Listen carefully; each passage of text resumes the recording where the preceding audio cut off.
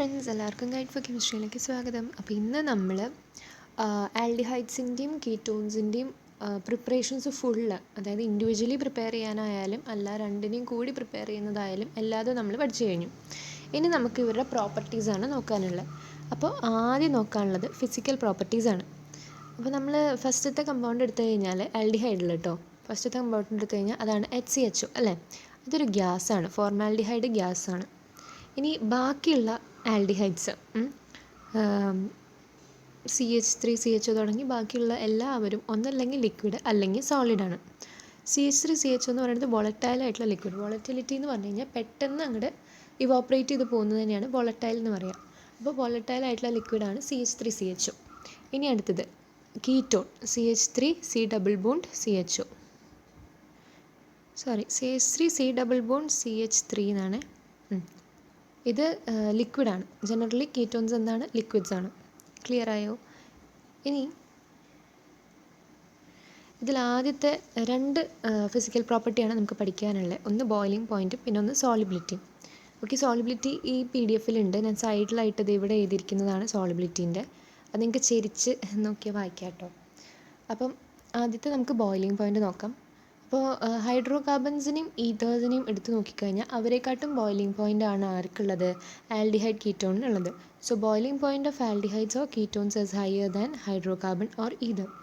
Okay, കാരണം എന്താണെന്ന് വെച്ചാൽ ആൽഡിഹൈഡ് ആൻഡ് കീറ്റോണിൽ നോക്കുകയാണെങ്കിൽ അവിടെ ഒരു പോളാറായിട്ടുള്ള കാർബണൽ ഗ്രൂപ്പ് ഉണ്ട്, അതായത് C ഡബിൾ ബോണ്ട് O ഉണ്ട്.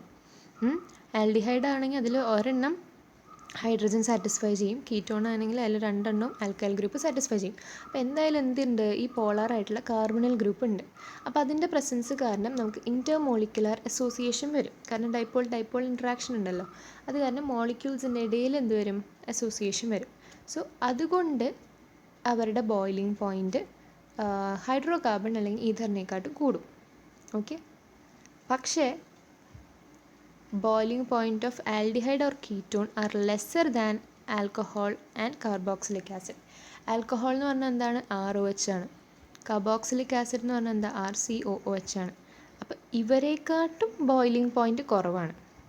ഓക്കെ, അപ്പോൾ ഏറ്റവും കൂടുതൽ ആൽക്കഹോൾ അല്ലെങ്കിൽ കാർബോക്സിലിക് ആസിഡിന്, പിന്നെ നമ്മുടെ ആൽഡിഹൈഡ് അല്ലെങ്കിൽ കീറ്റോൺ, ഈ ആൽഡിഹൈഡ് അല്ലെങ്കിൽ കീറ്റോൺ എങ്ങനെ ഇടാം, ആൽഡിഹൈഡ് അല്ലെങ്കിൽ കീറ്റോൺ, പിന്നെയാണ് ഹൈഡ്രോ കാർബൺസും ബാക്കിയുള്ളവരൊക്കെ വരുന്നത്.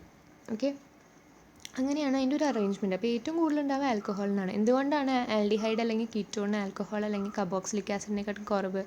ബിക്കോസ് അവരിൽ, അതായത് ആസിഡ് അല്ലെങ്കിൽ ആൽക്കഹോളിൽ ഇൻ്റർമോളിക്കുലർ ഹൈഡ്രജൻ ബോണ്ടിങ് ഉണ്ട്. കണ്ട, ഹൈഡ്രജൻ ഉണ്ട് അതിൽ. അപ്പോൾ ഹൈഡ്രജൻ ബോണ്ടിങ് ആണ് ഏറ്റവും സ്ട്രോങ്ങർ.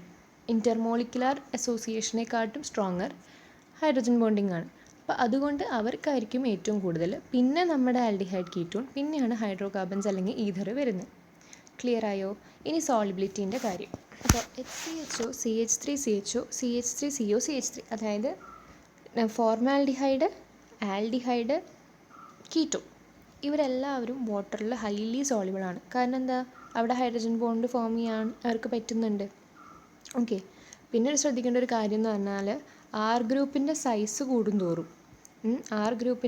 കൂടുന്തോറും സോളിബിലിറ്റി എന്തുണ്ടാവും, കുറയും. ക്ലിയർ ആയോ? അപ്പോൾ ഇതാണ് രണ്ട് ഫിസിക്കൽ പ്രോപ്പർട്ടീസ് നമുക്ക് പഠിക്കാനുള്ളത്, കീറ്റോണിനായാലും ആൽഡിഹൈഡിനായാലും.